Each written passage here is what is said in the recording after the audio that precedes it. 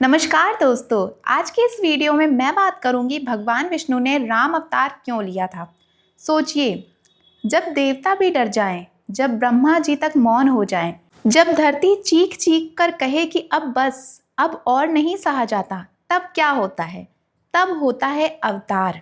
तब होता है एक निर्णय, ब्रह्मांड की गहराइयों में लिया गया सबसे बड़ा फैसला।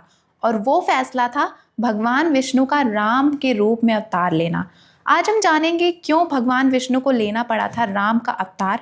ऐसा क्या हुआ था कि खुद नारायण को धरती पर मानव बनकर आना पड़ा।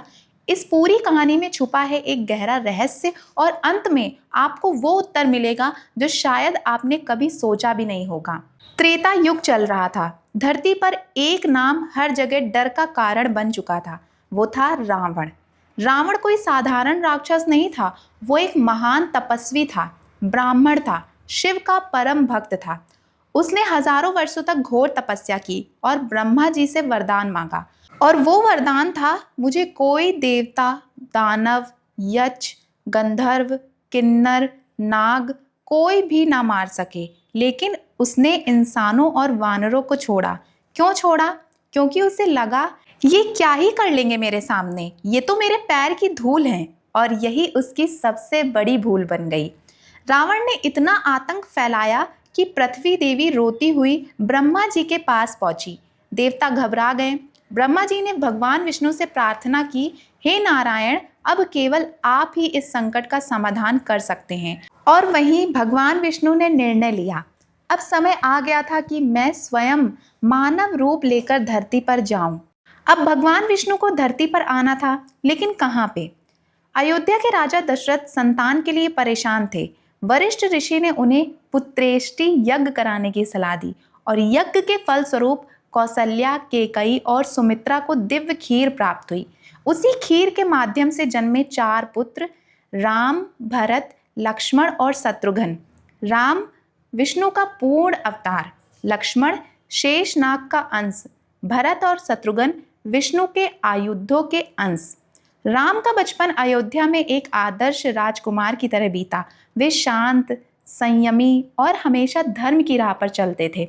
लेकिन असली उद्देश्य अभी बाकी था। फिर वो समय आया जब राम को 14 वर्षों का वनवास मिला। या कोई सजा नहीं थी, या एक योजना का हिस्सा था। वनवास के दौरान शूर्पणखा, लक्ष्मण का अपमान और सीता का हरण, सब कुछ उस महान युद्ध की तैयारी थी। राम जी ने सुग्रीव से मित्रता की, हनुमान को पाया और वानर सेना संग रावण की लंका पर चढ़ाई की।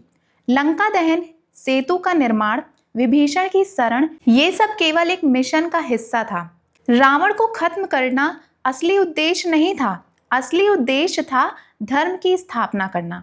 लेकिन सोचिए, रावण इतना ज्ञानी था, शिव का भक्त था, फिर उसने क्या ऐसी गलती कर दी थी कि उसका सर्वनाश हो गया?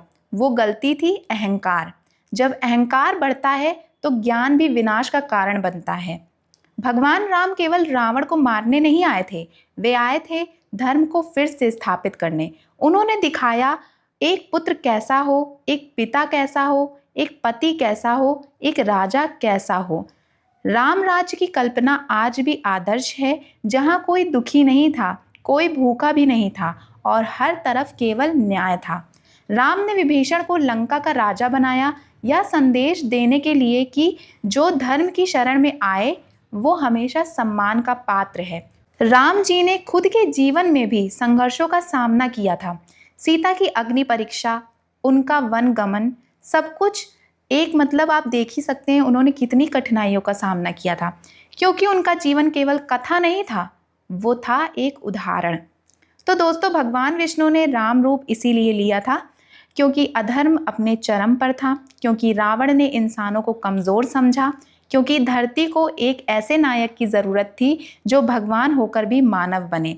राम आए ताकि हम समझ सके मर्यादा क्या होती है। राम आए ताकि हम जान सकें सच्चाई के लिए लड़ना कैसा होता है। और राम आए ताकि हम खुद को पहचान सकें।